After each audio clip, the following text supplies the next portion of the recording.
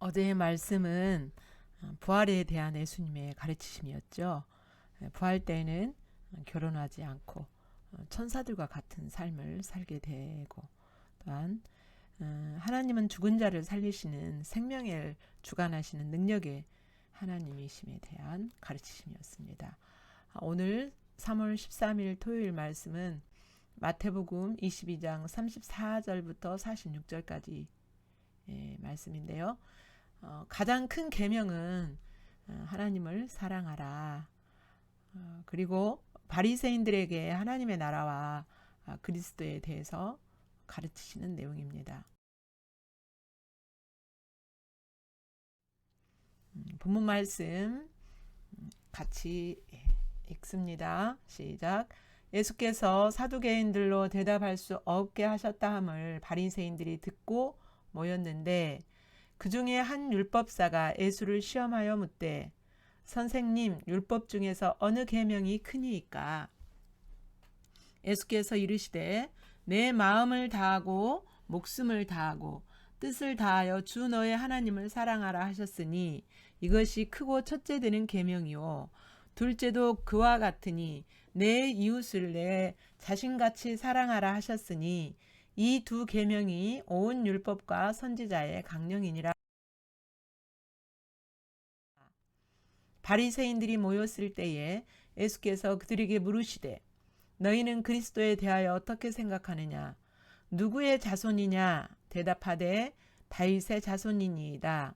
이르시되, 그러면 다윗이 성령에 감동되어 어찌 그리스도를 주라 칭하여 말하되, 주께서 내 주께 이르시되 내가 내 원수를 내 발 아래 둘 때까지 내 우편에 앉아 있으라 하셨도다 하였느냐? 다윗이 그리스도를 주라 칭하였은즉 어찌 그의 자손이 되겠느냐 하시니, 한마디도 능히 대답하는 자가 없고 그날부터 감히 그에게 묻는 자도 없더라. 아멘.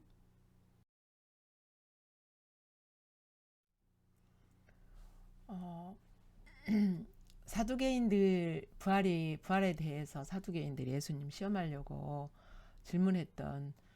질문했다가 예수님께 이렇게 설교를 듣고 할 말을 잃었다는 것을 바리새인들이 들었어요. 그러자 이제 그 바리새인들이 함께 예수님께 나와서 모였죠.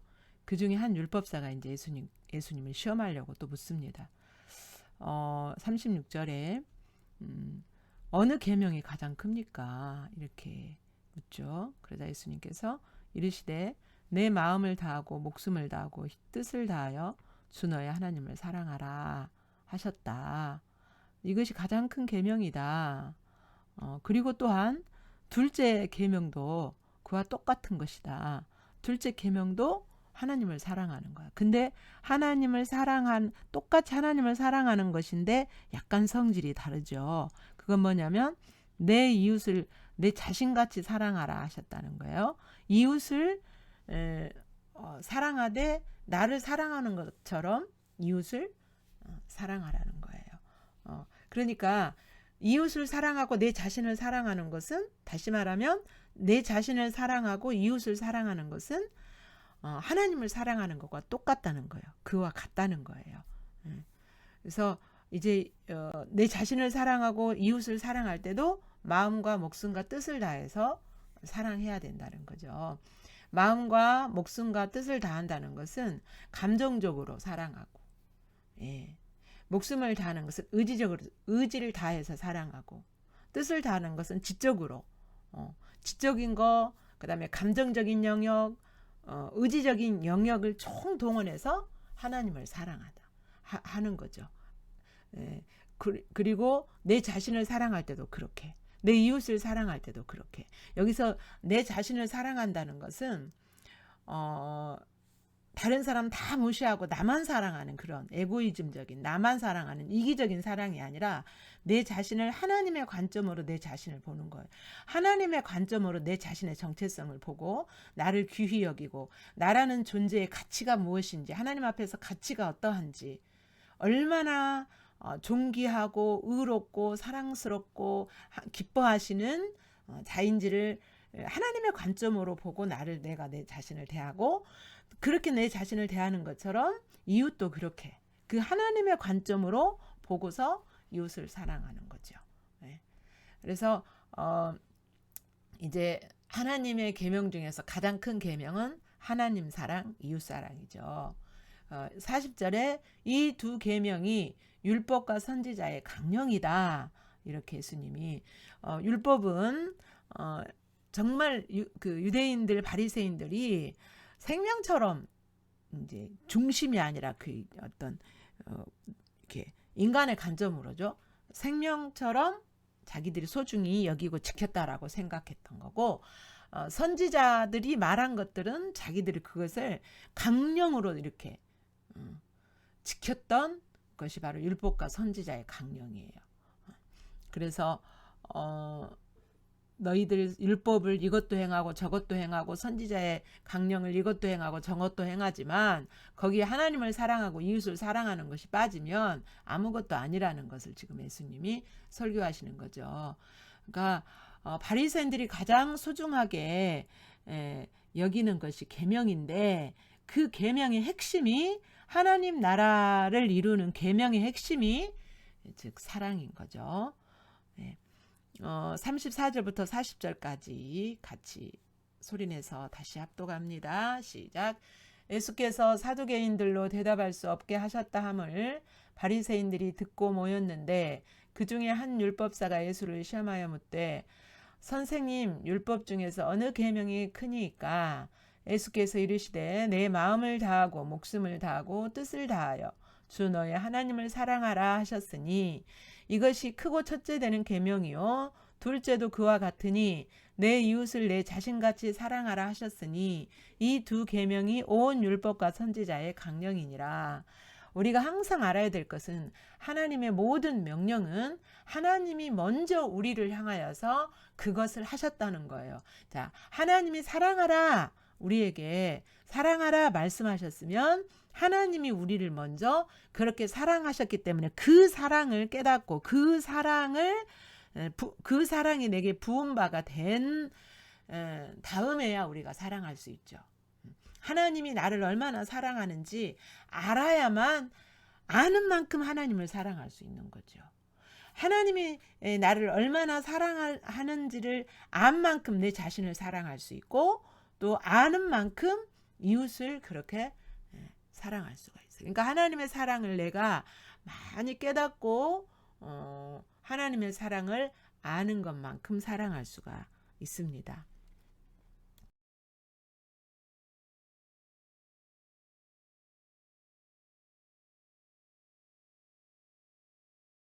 예, 또 이제 바리새인들이 모였을 때 예수님께서 물으셔요. 이제 바리새인들이 정말 대망하고 열망하는 게 뭐냐면 다윗의 왕위예요. 그러니까 유대인들이나 바리새인들이 열망하는 게 뭐냐면 다윗의 왕위가 이스라엘 나라에 다시 세워지는 거예요. 그래서 이제 예수님이 그것을 묻습니다. 너희는 그리스도에 대하여 어떻게 생각하느냐? 그리스도는 하나님과 인간을 중재하는 중재인이면서 또한 죄에서 우리를 건져서 하나님께로 인도하는 구주시죠. 주인. 예, 구주. 어떻게 생각하느냐 물으세요. 그리스도에 대하여. 누구의 자손이냐? 대답하되 다윗의 자손입니다. 그러니까 다윗의 자손으로서 오는 그분이 그리스도입니다. 이거는 바리새인이라면 유대인이라면 모르는 사람이 없어요. 이제 그러자 이르시되, 그러면 다윗이 성령에 감동되어 어찌 그리스도를 주라 칭하여 주님이라고 불렀느냐? 이제 시편에 보면 44절에는 시편에 나와 있는 내용이거든요. 주께서 내 주께 이르시되, 하나님께서 예수님께 이렇게 말씀하셨다는 거예요. 내가 내 원수를 내 발 아래 둘 때까지 내 우편에 앉아 있으라 하셨도다 하였느냐. 그러니까 다윗에게는 하나님도 주님이시고 그리스도 즉 예수님도 주님이세요. 주인이라고 부른 거예요. 그러니까 하나님이 예수 그리스도 발 아래 마귀를 원수를 예수님 발 아래서 진뭉개일 때까지, 그래서 완전한 승리를 이루실 때까지 우편에 앉아 있으라. 예수님이 하나님 우편에 앉으시도록 하셨다는 거예요. 그러면서 45절, 다윗이 그리스도를 칭하였는데 어찌 그의 자손이 되겠느냐. 실은 혈통적으로는 다윗의 자손으로 오지만 그리스도는 다윗에게도 그리스도라는 거예요. 그리스도 예수님은 다윗에게도 그리스도, 즉 구주가 되시는 분이시라는 거예요. 그래서 하나님의 나라의 왕이신 그리스도는 시간과 공간을 초월해서 존재하시는 분이다. 그러니까 혈통과 시간과 공간을 초월해서 다윗의 때에도 지금 바리새인들이 살고 있는 그 시대에도 오늘날 교회 시대에도 똑같이 하나님 나라의 왕으로 계신다. 그것을 가르치시는 거죠. 어찌 그의 자손이 되겠느냐. 그의 자손이, 다윗의 자손이 될 수가 없다. 그냥 혈통적으로 그렇게 그 전부터 그리스도가 계셨고, 지금 이제 그 그리스도가 육신을 입고 잠깐 혈통적으로 다윗의 후손으로 오셨을 뿐인 거지, 그 전부터 하나님 나라의 구주가 되시는 분이시다라는 것을. 그러니까 예수님 자신이 지금 그리스도이시고 구주가 되시고 주인이시라는 것을 바리새인들에게 알아듣도록 가르치시는 거죠. 그러자 한마디도 능히 대답하는 자가 없고 그날부터 감히 그에게 묻는 자도 없더라. 이제 여기서 질문이 종식된 거죠. 더 이상 자기들이 질문했다가 이제 어떤 말이 나올지 모르는 거죠. 두려운 거죠. 한마디로 말하면. 왜요? 그들은요, 이때의 중심에서 알았어요. 예수님이 하나님 나라의 왕, 즉 다윗 때부터 있었던 그리스도 왕이시라는 것을 그들이 마음의 중심에 알았어요. 그래서 물을 수가 없는 거예요. 더 이상. 41절부터 46절까지는 예수님이 하나님 나라의 구주가 되시고 주인이시라는 것을, 다윗에게도 주인이셨듯이 지금 하나님 나라의 주인으로 예수님이 오셨음을 선언하시고, 질문이시지만 질문을 통하여 예수님 항상 가르치시잖아요. 선언하시고 가르치시는 내용이었습니다. 41절부터 46절까지 같이 읽겠습니다. 시작. 바리새인들이 모였을 때에 예수께서 그들에게 물으시되 너희는 그리스도에 대하여 어떻게 생각하느냐? 누구의 자손이냐? 대답하되 다윗의 자손인 자다. 이르시되 그러면 다윗이 성령에 감동되어 어찌 그리스도를 주라 칭하여 말하되 주께서 내 주께 이르시되 내가 내 원수를 내 발 아래 둘 때까지 내 우편에 앉아 있으라 하였도다 하였느냐? 다윗이 그리스도를 주라 칭하였은즉 어찌 그의 자손이 되겠느냐 하시니 한마디도 능히 대답하는 자가 없고 그날부터 감히 그에게 묻는 자도 없더라. 아멘. 본문을 통하여 계시하신 하나님이 어떤 분인지 다시 살핍니다. 34절부터 40절까지 이 내용에서는 하나님을 사랑하라는 하나의 계명, 그러니까 모든 계명과 선지자들의 모든 강령이 한마디로 하면 하나님을 사랑하라는 단 하나의 계명이에요. 그러면 이웃사랑, 내 자신을 사랑하라는 것은 그것도 똑같은 하나님을 사랑하라는 계명의 범주에 속한다고 하셨죠. 우리를 먼저 사랑하라고 하셨고, 우리를 먼저 사랑하셨죠. 하나님이 우리를 먼저 사랑하셨고, 이 하나님의 사랑을 우리가 받은 적이 없으면 우리는 하나님과 이웃을 사랑할 수가 없습니다. 그래서 우리는 정말 틈만 있으면 십자가를 묵상하면서 하나님의 사랑, 하나님의 사랑이 뭐 환경 속에서 말씀 속에서 계시될 수 있지만 가장 선명하게 가장 크게 하나님의 사랑이 우리에게 부음바 될 수 있는 것은 바로 예수님이 나를 대신해서 벌받고 죽으신 그 십자가예요. 그래서 그 십자가를 많이 묵상할 때 하나님의 사랑이 우리에게 더 많이 계시됩니다. 우리가 날마다 묵상할 때 이 묵상의 시간을 통하여서 우리 자신이 어떤 존재인가, 하나님 앞에서 어떤 존재인가를 보면서 내가 그러한 죄인임에도 불구하고 여전히 용서하시고 그 죄를 대속하신 위하여서 고통당하신 그 예수님을 만날 때마다 이 사랑이 우리에게 부음받고 이 은혜가 우리에게 계속 부음바가 될 수가 있는 거예요. 그러니까 묵상 시간대마다 그 하나님의 사랑을 우리가 만나야 되고 더 깊이 그 사랑 속으로 들어가야 됩니다. 41절부터 45절 하나님의 나라와 그리스도에 대한 바른 개념을 예수님이 가르치시죠. 이 하나님의 나라와 그리스도에 대한 바른 개념은 뭐예요? 하나님의 나라와 그리스도는 시간과 공간의 한계 안에서 존재하는 것이 아니고 시간과 공간을 뛰어넘어서 다윗 때도 그리스도가 주인이시고 그때도 하나님 나라가 존재했고 그때도 그리스도가 존재했는데 그분이 바로 예수님이시고 지금도 유대인들이 열망하는 그 당시에 다윗의 왕위를 받고 오신 분이 그리스도 예수님이시라는 거예요. 그리고 지금도 그렇고요. 지금도 그 예수님이 실체로 우리에게 성령 하나님으로 존재하고 하나님의 나라가 지금 내 안에 임해 있는 거죠. 하나님의 나라와 그리스도는 다윗 때에도 지금도 앞으로도 영원히 존재하고 이어지는 거예요.